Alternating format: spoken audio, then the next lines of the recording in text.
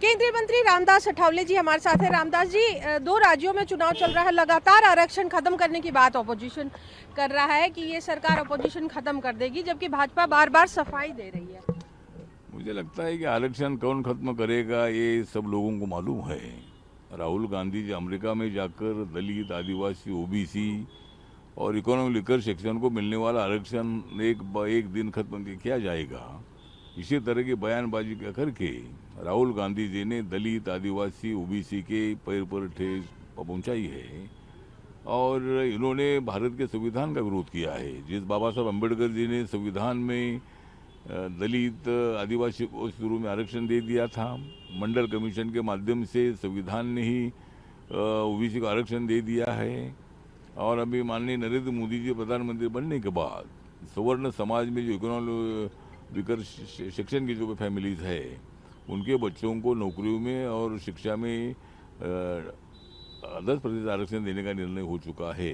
तो वो सब आरक्षण खत्म करके ये मतलब इस देश के 85% पॉपुलेशन को ये लोग खत्म करना चाहते हैं राहुल गांधी जी। आपने कहा था कि राहुल गांधी के खिलाफ अभियान चलाएंगे, तो क्या वो अभियान शुरू किया जाएगा? हाँ, मुझे लगता है कि जगह जगह पर हमारे महाराष्ट्र में कई राज्यों में राहुल गांधी के खिलाफ आंदोलन हो रहा है और राहुल गांधी ने माफ़ी मांगनी चाहिए। राहुल गांधी बाहर जाकर संविधान धोखे में इसी तरह की बात पहले करते थे और अभी संविधान धोखे में डालने का राहुल गांधी कर रहे हैं। कभी वो बोलते हैं कि भाई लोकतंत्र धोखे में है। अगर लोकतंत्र धोखे में होता था तो राहुल गांधी अपोजिशन लीडर बनते थे क्या? लोकतंत्र धोखे में होता था तो इनकी 99 सीटें चुनकर आती थी क्या कांग्रेस की? लोकतंत्र धोखे में होता था तो इनकी जो 232 या कितनी अपने अपोजिशन की सीटें आई है वो चुनकर आती थी क्या? लेकिन फॉल्स बयानबाजी करने में राहुल गांधी का हाथ कोई नहीं पकड़ सकते हैं। इसीलिए मैंने मांग किया था कि भाई राहुल गांधी का पासपोर्ट ही रद्द करना चाहिए, क्योंकि वो बाहर जाकर उल्टी सीधी बात करते हैं। तो आरक्षण बीजेपी बिल्कुल खत्म नहीं करेगी। मोदी जी ने आरक्षण का पूरा समर्थन कर दिया है। तो क्या आप भी पासपोर्ट रद्द करने की मांग करते हैं, जैसा सीपी जोशी ने मांग की? हाँ, सीपी जोशी ने भी ये मांग की कि राहुल गांधी के पासपोर्ट रद्द किए जाना चाहिए, क्या आप भी ये मांग कर रहे हैं? हाँ, तो मेरी मांग है। मैंने इसके पहले भी मांग किया था कि भाई वो बाहर जाकर हमेशा भारत के खिलाफ बात करते हैं। पहले जमाने में मैं भी बाहर जाता था, लेकिन मतलब हम तो देश की बात करते थे। देश हमारा बहुत प्रगति की दिशा से आगे बढ़ रहा है, इसी तरह बात हम करते थे। लेकिन राहुल गांधी ऐसे नहीं है, वो तो राजनीति हमेशा करते रहते हैं।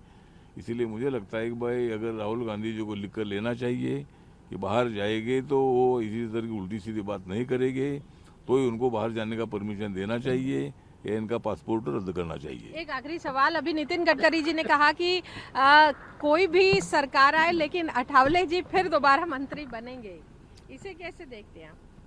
अभी नितिन गडकरी जी मेरे अच्छे मित्र हैं और नागपुर में हम दोनों एक साथ थे।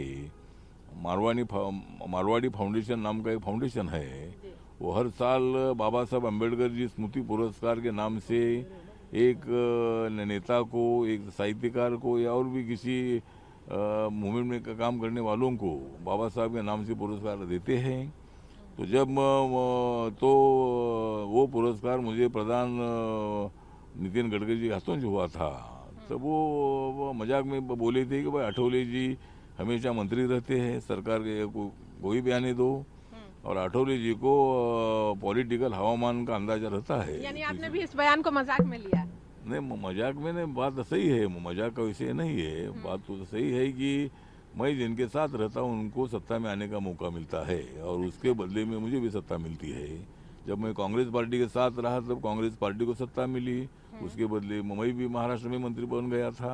महाराष्ट्र में भी चुनाव है, क्या आपके जो फॉलोअर्स हैं वो एनडीए को वोट करेंगे? और हरियाणा और जम्मू कश्मीर में भी आपको लगता है, आपने जम्मू कश्मीर में भी चुनाव प्रचार किया? हाँ, तो मैं कल कश्मीर में था, तो कश्मीर में मेरे पार्टी के 4 उम्मीदवार खड़े हैं और एक उम्मीदवार ने 18 तारीख को मतलब वो चुनाव हो चुका है और अभी 3 उम्मीदवारों का 1 तारीख को चुनाव है। तो मैंने जो बाकी की सीटें हैं उस पर बीजेपी का समर्थन हमने किया है और वहाँ बीजेपी की सरकार बननी चाहिए, और वो सरकार बीजेपी की बनने जा रही है। उसमें मेरे पार्टी का एक दो लोग चुनकर आते हैं तो बीजेपी का समर्थन करेंगे। और 370 आर्टिकल हटने के बाद वहाँ पूरी शांति है। एक आधा इंसिडेंट होता है, लेकिन वो आतंकवादी लोग और आर्मी बीएसएफ इनके में वो संघर्ष होता है। आम आदमी को उसकी कोई तकलीफ बिल्कुल नहीं है। तो मैं कल 12 बजे तक गांव-गांव में घूमता रहा, लेकिन मुझे कोई ऐसा डर नहीं लगा।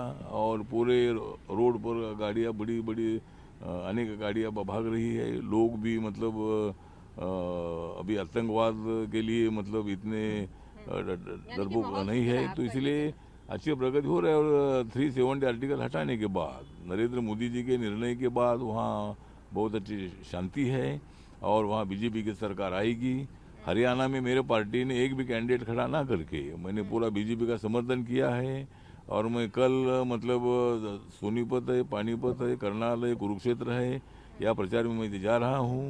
और हरियाणा में भी मतलब बीजेपी की सरकार आएगी, और जम्मू कश्मीर में भी बीजेपी की सरकार आएगी। धन्यवाद सर, ईटीवी भारत से बात करने के लिए। कैमरामैन संदीप के साथ अनामिका रत्ना।